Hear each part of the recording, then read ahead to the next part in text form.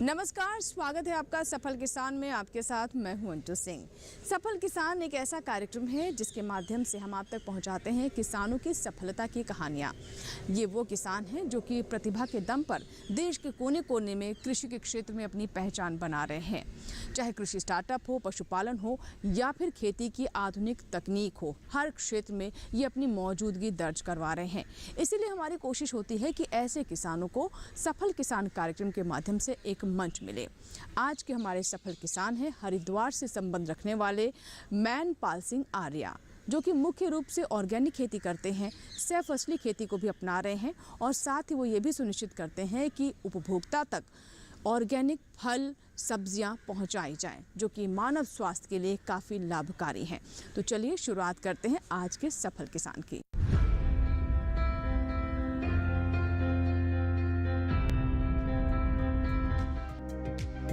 हरिद्वार यूं तो लोगों की धार्मिक आस्था का केंद्र है, लेकिन यहाँ का किसान भी किसी से कम नहीं है। गंगा नदी के किनारे बसे होने के कारण हरिद्वार की मिट्टी तो उपजाऊ है ही, यहाँ किसानों को खेती के लिए पर्याप्त जल संसाधन भी आसानी से उपलब्ध हैं। इसलिए यहाँ खेतों में लगभग सभी तरह की फसल की खेती की जाती है। यहाँ के किसान भी बढ़िया खेती कर दूसरे किसानों के लिए मिसाल पेश कर रहे हैं। ऐसे ही किसान हैं हरिद्वार के टिकोला कला गांव के रहने वाले मैनपाल सिंह आर्या। जैविक खेती में मैनपाल एक नहीं बल्कि एक साथ कई फसलों की खेती करते हैं। मैनपाल जैविक खेती से मिले फल सब्जियों का सेवन करने वाले लोगों का भी ध्यान रख रहे हैं। वो कैसे? तो चलिए जानने की कोशिश करते हैं उन्हीं की जुबानी। लगभग 12-13 साल पहले सुभाष पालेकर जी से थाना भवन में मिलने का मौका मिला।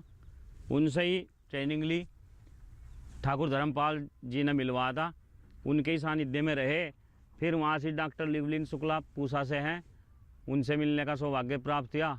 एक बार उनके उसमें ट्रेनिंग भी ली पूसा के उसमें जैविक खेती के। तो धीरे धीरे लगते रहे। एक बार इसमें पिछड़ गए क्योंकि जैविक का जो हो खरीदार नहीं, प्रोडक्शन हमने पैदा कर लिया लेकिन मार्केट में बाजार नहीं। तो घर में भी बहुत लड़ाई झगड़े हुए क्योंकि प्रोडक्शन मिल नहीं रहा था, थोड़ा प्रोडक्शन था, उस हिसाब से बिक नहीं रहा था माल। लेकिन लगे रहे हम, अंत में हमें सफलता मिल गई। अब ठीक ठाक काम चल रहा है। यो खेत मेरा सरसों का पूसा बीज है, यो वहाँ का ही बीज है, दिल्ली पूसा का। और ये अपने घर के लिए बिल्कुल जैविक है। वैसे सरसों अगर कोई करना चाहे तो जैविक हो भी जाती है, क्योंकि इसमें इतना कीटनाशक और उसकी ज़रूरत नहीं पड़ती।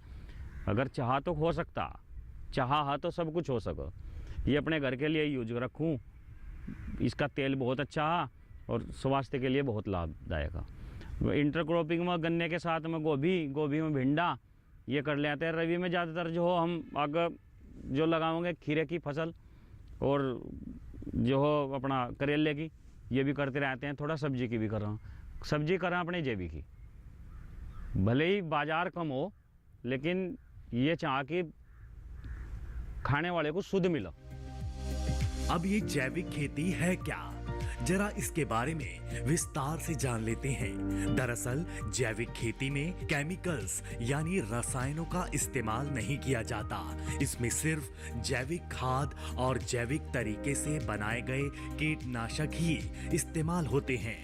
रसायनों के इस्तेमाल से जमीन की उर्वरा शक्ति धीरे धीरे कम होती जा रही है। वहीं दूसरी ओर रसायनों वाली सब्जियों से बीमारियों का खतरा भी बढ़ता जा रहा है। कई विशेषज्ञ तो रसायनों को स्लो पॉइजन यानी धीमा जहर तक कह रहे हैं। इन रसायनों से बचने के लिए जैविक खाद और जैविक कीटनाशक का इस्तेमाल किया जाता है, जिसे जैविक खेती कहते हैं।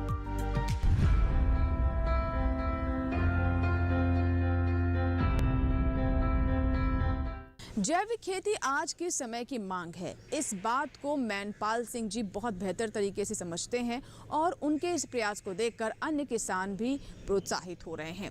हमारे केंद्र और राज्य सरकारें भी इसे प्रोत्साहित करने के लिए कई महत्वपूर्ण कदम उठा रही हैं। आइए जानते हैं कि कैसे हमारे किसानों को जैविक खेती से जुड़ी हुई तमाम योजनाओं का लाभ मिल रहा है और मैनपाल सिंह आर्या ने कैसे इन योजनाओं से जुड़कर जैविक खेती के क्षेत्र में अपनी पहचान बनाई है।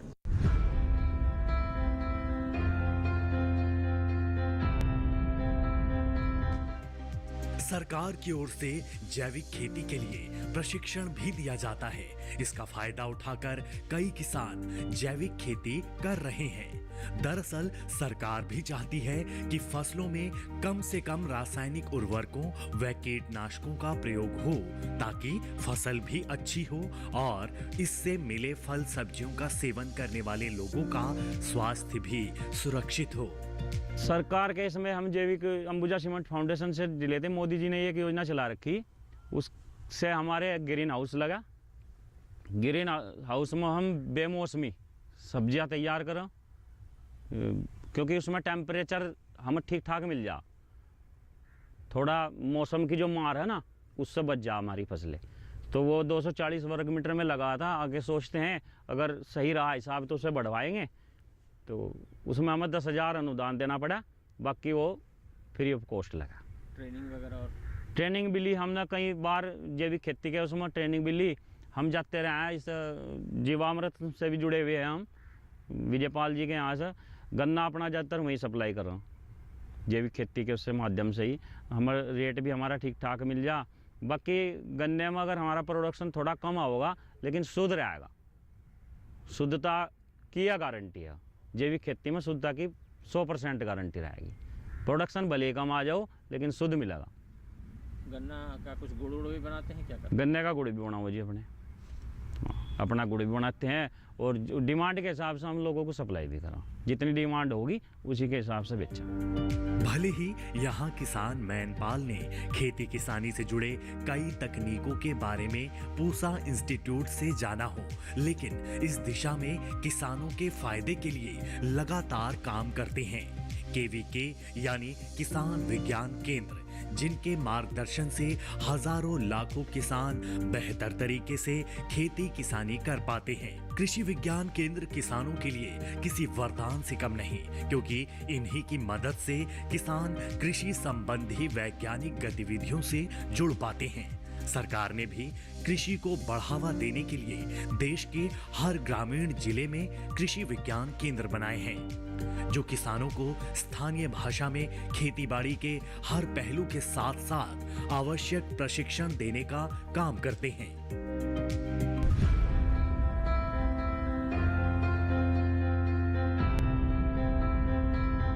तो देखा आपने कि सरकार की कौन कौन सी योजनाएं हैं जिसका लाभ हमारे किसान ले सकते हैं और जैविक खेती से जुड़ सकते हैं। इसी के साथ ही यहाँ वक्त हुआ एक छोटे से ब्रेक का, लेकिन ब्रेक के बाद सफल किसान में हम आपको बताएंगे जैविक खेती से जुड़े कुछ और महत्वपूर्ण पहलुओं के बारे में। कहीं मत जाइएगा, देखते रहें सफल किसान।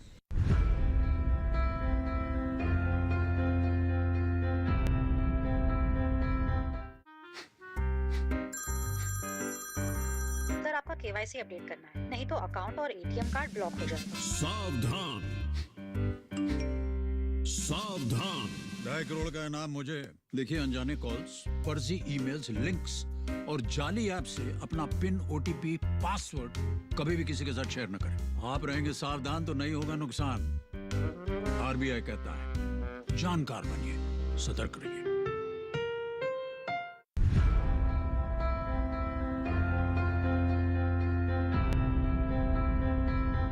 ब्रेक के बाद एक बार फिर आपका स्वागत है। आप देख रहे हैं सफल किसान। आज के सफल किसान में हम आपको बता रहे हैं हरिद्वार से संबंध रखने वाले हमारे सफल किसान मैनपाल सिंह आर्या के बारे में। हम सभी जानते हैं कि रसायन हमारे स्वास्थ्य के लिए और पर्यावरण के लिए काफ़ी घातक है।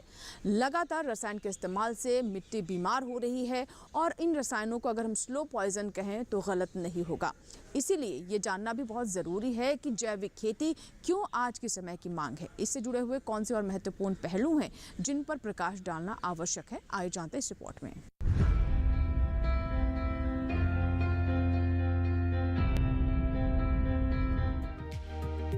वेस्ट को श्रेष्ठ में बदलकर किसानों और उनके खेत को बेहतर बनाया जा सके, इसी कड़ी में ग्रीन ग्राही किसानों की खेतों के लिए सुरक्षित उर्वरक बनाने का काम कर रही है। अधिकतर वेस्ट को डंपिंग ग्राउंड में फेंक दिया जाता है, जिससे मिट्टी, भूजल और आसपास रहने वाले लोगों के स्वास्थ्य पर नकारात्मक असर पड़ता था। इस समस्या का हल निकालने के लिए अपशिष्ट से विशिष्ट निकालने की तकनीक पर काम किया ग्रीन ग्राही ने, जो किसानों के साथ साथ पर्यावरण के लिए भी बेहद फायदे का सौदा है। ये कंपनी जैविक अवशेष या कहें कि वेस्ट फूड से किसानों के लिए उर्वरक तैयार करती है, जिसका इस्तेमाल हमारे सफल किसान मैनपाल सिंह आर्या कर रहे हैं। जैविक खेती में जो हमारे यहाँ से जो मैन क्रॉप है गन्ने की है, मेजर क्रॉप, तो थोड़ा गन्ने में सुधार अगर सभी किसान करेंगे तो इंटरक्रॉपिंग करेंगे तो बचत ठीक ठाक सी आ जाएगी। यादव जी मिले, इन्होंने इनकी कंपनी ग्रीन ग्राही, उसका एक प्रोडक्ट है एनी गोल्ड के नाम से, उसमें इन्होंने लगवाया। उससे मैंने जो जिन लाइनों में नहीं लगवाया था, प्रति पौधे का वजन 100 ग्राम, प्रति फूल का वजन बढ़ा। वो जैविक का इनका प्रोडक्ट है, ये बना रहे हैं जैविक खेती के लिए, और उससे बहुत लाभ मिला। सभी किसान भाई एक बार उसे जरूर ट्राई करें। इन दिनों जैविक खेती जरूरी होती जा रही है, क्योंकि रसायनों का इस्तेमाल बहुत अधिक बढ़ चुका है। नतीजा ये हो रहा है कि इनसे स्वास्थ्य भी खराब हो रहा है और खेत की मिट्टी भी कमजोर पड़ रही है। यही वजह है कि जैविक खेती इन दिनों ज्यादा लोकप्रिय भी हो रही है। रासायनिक पदार्थ पानी के साथ मिलकर जमीन के नीचे स्थित पानी तक भी पहुंच रहे हैं और उसे भी प्रदूषित कर रहे हैं। साथ ही बारिश में खेतों से पानी बहकर नदी नालों में जाता है, जिसमें केमिकल्स मिले रहते हैं, जो पानी में रहने वाले जीवों के लिए भी खतरनाक हैं।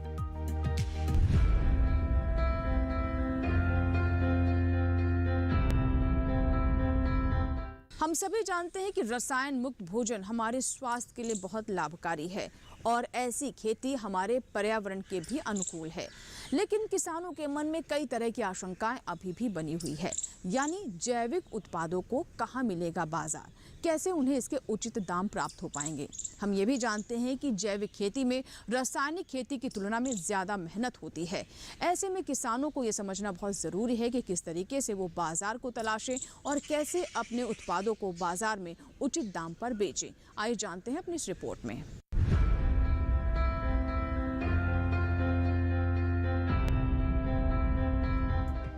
जैविक सब्जियों को उगाने में जिस जैविक खाद का इस्तेमाल होता है, वह बाजार में मिलने वाले उर्वरकों से काफी महंगे मिलते हैं। अब गोबर की खाद भी महंगी हो गई है और गोबर भी, वहीं वर्मी कंपोस्ट बनाना भी काफी महंगा पड़ता है, इसलिए उसकी खाद भी महंगी बिकती है। ऐसे में जैविक खेती में खर्च केमिकल वाली खेती से अधिक होता है और कई बार प्रोडक्शन कम मिलता है। ऐसे में अपना मुनाफा बचाए रखने के लिए किसानों को जैविक सब्जियां महंगी बेचनी पड़ती है।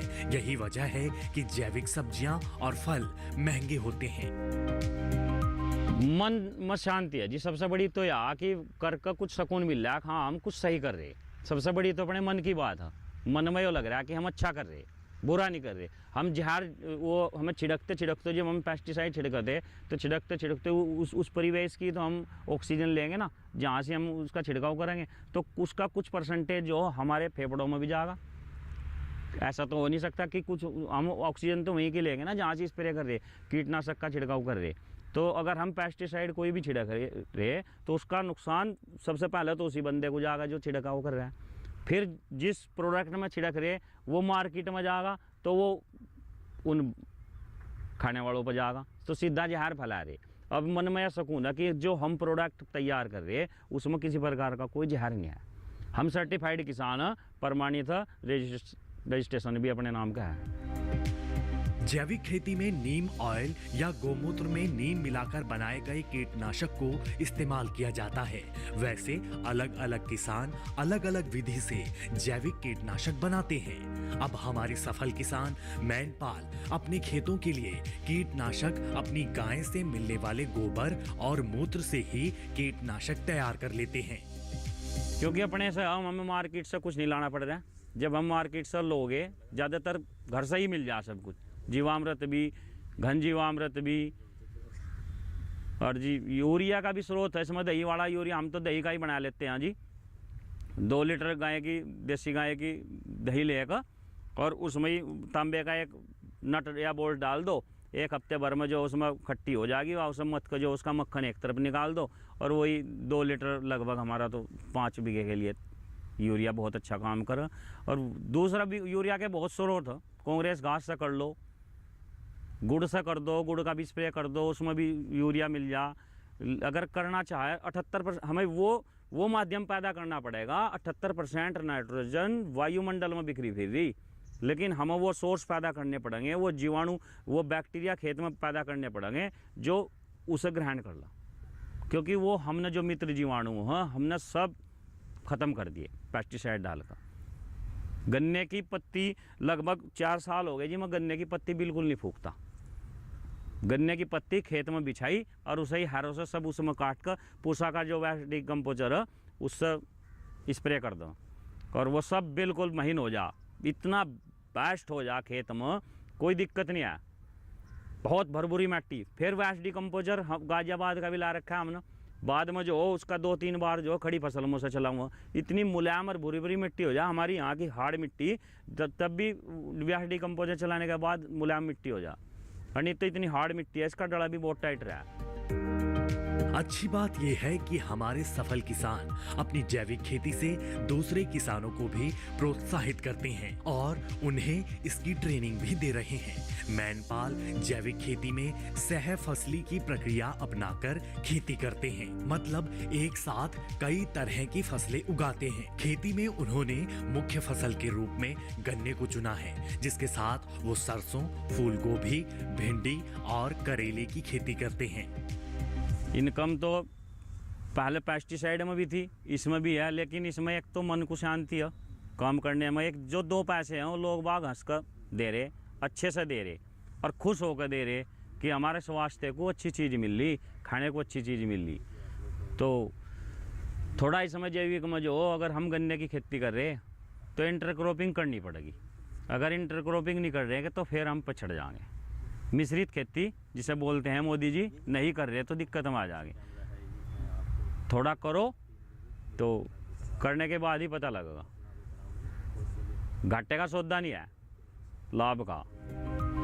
गन्ने की सह फसली खेती के 1 से 2 नहीं बल्कि कई फायदे हैं। जहां गन्ने की फसल को पकने में 10 से 12 महीने लग जाते हैं, वहीं 60 से 90 दिनों में दूसरी फसलें पक जाती हैं। इस दौरान बीच बीच में सब्जियों और दलहनी फसलों की खेती करने से 2-3 महीने में दूसरी फसलों की उपज से पैसे मिल जाते हैं।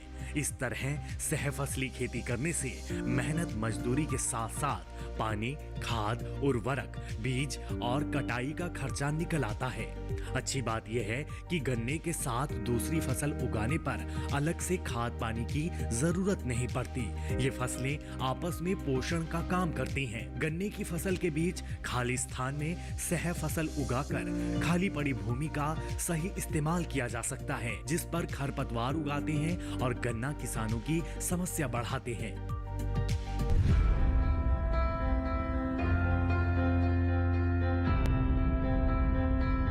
इसी के साथ ही सफल किसान में यहाँ वक्त एक छोटे से ब्रेक का, लेकिन ब्रेक के बाद जब वापस आएंगे तो बात करेंगे गन्ना फसल और सह फसली फसलों से कैसे किसानों को लाभ हो रहा है। कहीं मत जाएगा, देखते हैं सफल किसान।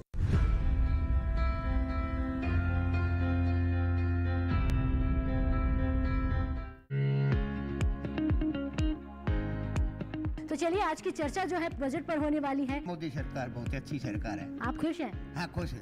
किसानों के लिए बेहतर हो रहा है? बहुत बेहतर है। किसान और खेती के क्षेत्र में मोदी की गारंटी पक्की है। खुश है आप बजट से? बहुत खुश है मैडम। जैसा बजट हम सोच रहे थे वैसा ही चला है। जुलाई में जो बजट होगा वो किसान के, महिलाओं के, युवाओं के, गरीब के अनुरूप होगा, ये पूरा मेरा विश्वास है। देखिए बजट स्पेशल पर कार्यक्रम चौपाल चर्चा 2 फरवरी शुक्रवार रात 9:30 बजे।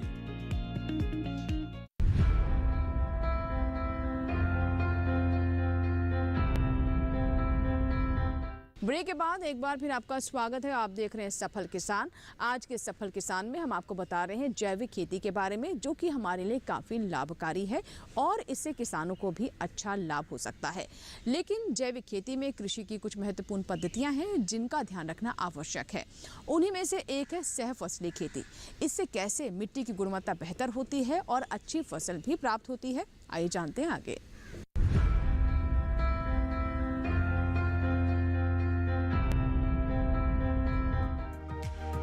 आमतौर पर सामान्य बुआई में गन्ने की ऊंचाई 8 से 10 फीट तक होती है, लेकिन ट्रेंच विधि से पैदा होने वाले गन्ने में ऊंचाई और वजन अधिक होता है। ट्रेंच विधि में गहरी नाली के साथ 2 पंक्ति के बीच की दूरी बढ़ाकर 5 फीट रखी जाती है, जिससे गन्ने के बीच में कई और फसलें जैसे दलहन, तिलहन, सब्जी और कई तरह की नकदी फसलें उगाकर अतिरिक्त लाभ कमाया जा सकता है। इससे किसानों को डबल आमदनी हो जाती है और इंच खेत का सही इस्तेमाल भी हो जाता है।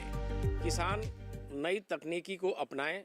जो नए शोध कार्य हो रहे हैं हमारे संस्थान द्वारा, उनको अपना करके अपने उत्पादन में वृद्धि करें। तो इसके लिए हमारे संस्थान द्वारा समय समय पर कई तरह के प्रशिक्षण कार्यक्रम कराए जाते हैं। 1 दिवसीय प्रशिक्षण कार्यक्रम, 2 दिवसीय प्रशिक्षण कार्यक्रम और 5 दिवसीय प्रशिक्षण कार्यक्रम का आयोजन लगातार हम लोग करते रहते हैं प्रदेश के किसानों के लिए और उन लोगों के लिए जो किसानों के साथ लगातार संपर्क में रहते हैं, चाहे वो गन्ना विकास विभाग के कर्मचारी हों या प्रसार कार्यकर्ता हों या अन्य लोग जो हों जो किसानों से डायरेक्ट सीधे जुड़े रहते हैं। अलग अलग तरह के हम प्रशिक्षण कराते रहते हैं। अगर बात करें कि 1 दिवसीय प्रशिक्षण कार्यक्रम की, तो इसमें हम मुख्य रूप से गन्ना बुआई की विधि के बारे में करते हैं, क्योंकि गन्ना बुआई की विधि का जो है बहुत अहम रोल है उसके जमाव में, उसके उत्पादन में। गन्ने की किस्मों के बारे में अलग तरह के प्रशिक्षण कार्यक्रम हमारे द्वारा किए जाते हैं कि कौन कौन सी वो किस्में हैं जिनको किसान भाई लगा करके अपनी पैदावार में वृद्धि कर सकते हैं। कीट और बीमारियों के बारे में भी अलग अलग तरह के प्रशिक्षण हमारे यहाँ किए जाते हैं। कौन कौन सी बीमारियाँ हैं, जिसे किस समय पे कौन सी बीमारी लगती है, उसके क्या लक्षण हैं और उनका प्रबंधन हम किस तरीके से कर सकते हैं, इस संबंध में प्रशिक्षण कार्य कराया जाता है। किसान गन्ने की खेती के साथ कई और दूसरी फसल उगाकर बढ़िया मुनाफा कमा सकते हैं। ठीक वैसे ही जैसे हमारे सफल मैनपाल सिंह आर्या 3 गुना अधिक मुनाफा कमा रहे हैं। किसानों के लिए जरूरी है तो बस सही तकनीक अपनाना, जिससे वो एक सफल किसान बन सकते हैं। कृषि विशेषज्ञों की माने तो ठीक प्रकार से की गई फसल की देखभाल और अच्छी क्वालिटी का बीज लगाने पर बढ़िया उपज मिल सकती है।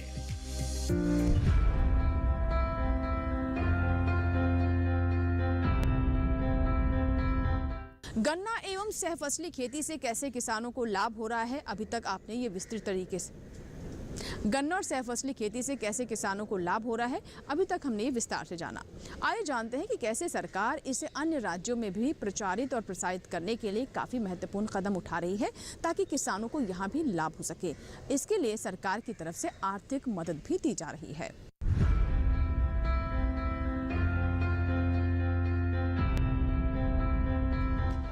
कहा जा सकता है कि सहफसली जैविक खेती पर सोने पर सुहागा का काम कर रही है और मैनपाल को 2 गुना लाभ पहुंचा रही है। किसान मैनपाल सिंह ये भी जानते हैं कि जिस तरह जैविक खेती बीते कुछ समय में लोकप्रिय हुई, उस हिसाब से आने वाला समय जैविक खेती का है। इसलिए वो दूसरे किसानों और नौजवानों को इसके लिए प्रेरित भी कर रहे हैं। सभी किसान भाइयों से, युवाओं से, सबसे यही हाथ जोड़कर रिक्वेस्ट है, विनती है, अगर ज़्यादा नहीं कर सकते, सिर्फ जैविक खेती में इतना करो, अपने लिए तो खाने के लिए करो। अगर हम किसी दूसरे को भी सप्लाई नहीं कर सकते तो कम से कम पहले शुरुआत करो, अपने परिवार से तो करो, अपने लिए तो करो। और जब करने के बाद आपको पता लगेगा कि इस जैविक खेती में कितना लाभ है, कितना सुकून मिलेगा, तो आप जो पूरे भारत को समृद्ध बना दोगे। धीरे धीरे धीरे धीरे सब किसान भाई अगर अपने परिवार को भी बचा कर चलेंगे कि मैं अपने परिवार के लिए तो कम से कम इतना उगा लूँ कि जिसमें पेस्टिसाइड ना हो, ये अपना खाद्यान्न सही कर लो, अपने गेहूं का भंडारण सही कर लो, तो धीरे धीरे धीरे धीरे आपको इतना अच्छा लगेगा, आप टोटल अपनी क्रॉप जैविक पा जाओ। मैनपाल सिंह आर्या आज के समय में खेती के मामले में इतनी काबिलियत हासिल कर चुके हैं कि खेती के मामले में वे दूसरे किसानों के लिए नजीर बन गए हैं और दूसरे किसान भी इनसे प्रेरित होकर आगे बढ़ रहे हैं और आय में इजाफा कर रहे हैं। तो कहा जा सकता है कि मैनपाल सिंह आर्या एक पंथ दो नहीं बल्कि कई काज कर रहे हैं। मैनपाल जी खाद अपने घर की गायों की गोबर से ही तैयार कर लेते हैं, जिससे उनकी लागत में कमी तो आती ही है, साथ साथ होने वाले रासायनिक दुष्प्रभावों से भी बच जाते हैं और आय में भी बढ़ोतरी होती है। तो कुल मिलाकर ये कहा जा सकता है कि मैनपाल सिंह जी आसमान की बुलंदियों को छू रहे हैं।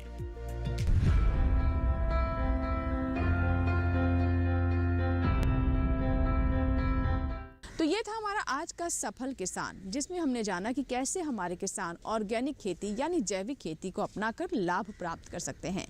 आशा करते हैं कि आज का कार्यक्रम आपको ज़रूर पसंद आया होगा। अगर आपके कोई सुझाव हैं या फिर आप चाहते हैं किसी सफल किसान की कहानी अपने कार्यक्रम में शामिल करें, तो आप हमें ईमेल कर सकते हैं, हमें पत्र भी लिख सकते हैं। हमारा ईमेल आईडी है safalkisan@gmail.com। आप हमें पत्र भी लिख सकते हैं। पत्र लिखने के लिए हमारा पता नोट कर लें। सफल किसान, कमरा नंबर 77, CPC, दूरदर्शन, खेलगांव, नई दिल्ली 110004। आपके ईमेल्स और आपके पत्रों का हमें इंतजार रहता है। आपके सुझाव हमें कार्यक्रम को और बेहतर करने में मदद करते हैं। सफलता की कुछ और ऐसी ही कहानियों के साथ सफल किसान के अगले अंक में फिर होगी आपसे मुलाकात। तब तक आप बने रहें दूरदर्शन किसान के साथ। नमस्कार।